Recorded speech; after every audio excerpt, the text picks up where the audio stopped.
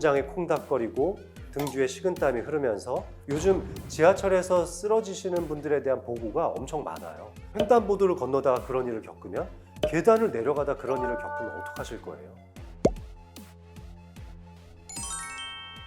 자, 미주신경은 12가지의 뇌신경 중에 하나입니다.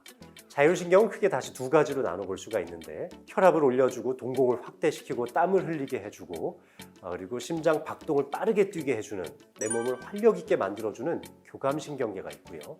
소화를 시키고 휴식을 만들어주는 부교감신경이 있습니다.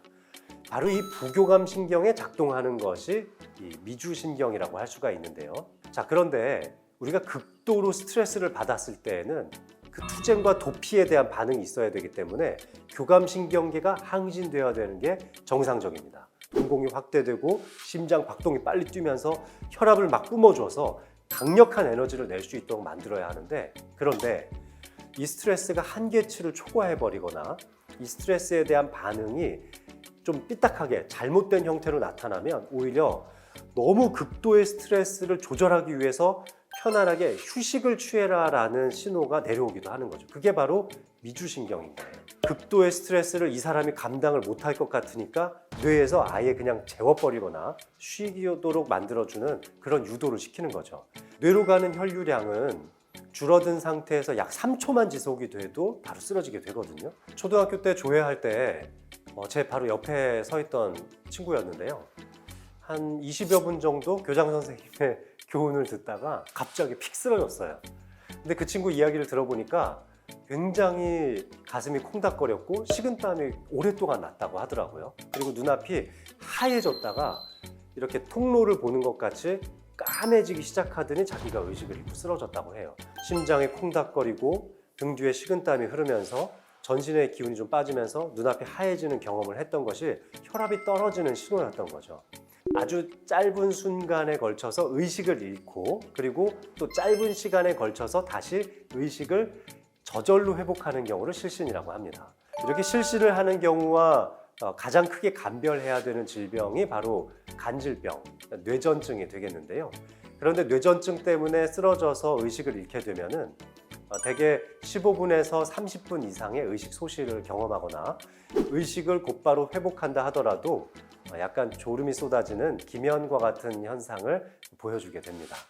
운동을 하다가 쓰러지는 경우도 있고요. 또 배뇨실신도 있습니다. 앉아있거나 누워있다가 일어나면서 생기는 기립성 저혈압도 미주신경성 실신의 일부이기도 합니다. 부정맥이 심할 경우에도 실신을 할 수가 있습니다. 너무 빠른 빈맥이라든지 아니면 너무 느린 서맥도 그럴 수가 있고요. 최근에는 와, 진짜 이렇게 압박이 되고 이렇게 낑겨 있다가 혹시 잘못되는 거 아닌가 하는 공포감이 저도 가끔 들더라고요. 그러면 이제 그런 것들을 심각하게 경험하시는 분들은 그게 스트레스가 되고 미주신경성 실신을 일으킬 수도 있죠. 요즘 지하철에서 쓰러지시는 분들에 대한 보고가 엄청 많아요. 인터넷 찾아보면 그런 목격담도 되게 많이 올라오고, 또 유튜브에도 그런 영상들이 많이 있더라고요. 자율신경계의 균형점이 어떻게 맞아지는지를 살펴본다면은 나한테 미주신경성 실신이 얼마나 잘 생길 수 있는지 알아볼 수가 있는 거죠. 첫째는 심장 그 자체에 문제가 있는지 심장내과에서 검사를 해보고요.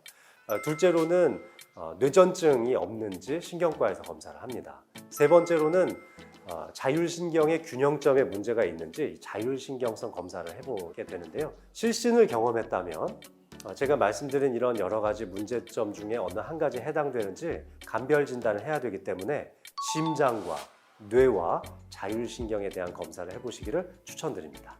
겪어보신 분들은 알아요. 본인은 그 전조 증상을 느끼거든요. 그래서 전조 증상이 조금이라도 느껴지면은 바로 그 자리에 주저서 앉으시면 돼요. 제가 아까 전에도 말씀드렸다시피 미주신경성 실신 그 자체는 위험하지 않습니다. 쓰러지더라도 다치지만 않으면 수분 이내에 100% 회복해서 다시 일상생활을 할 수 있거든요.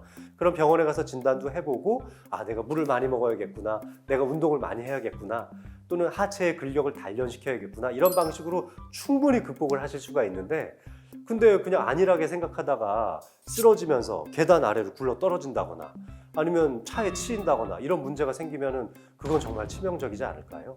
서 있는 중에서도 가능해요. 우리가 이제 90도 인사한다, 폴더 인사한다고 그러잖아요. 폴더 인사하듯이 확 머리를 낮춰서 나의 심장보다 머리를 더 낮게 유지하면 안 쓰러질 수 있습니다. 그래서 막 가슴이 콩닥거리면서 식은땀이 나고 전신에 힘이 빠지면서 눈앞에 시야가 흐려지는 것 같은 느낌이 든다. 이 중 뭐 하나라도 해당이 된다. 곧바로 머리를 그냥 땅바닥에 쳐박듯이 인사를 하시면 됩니다. 그럼 안 쓰러질 수 있어요.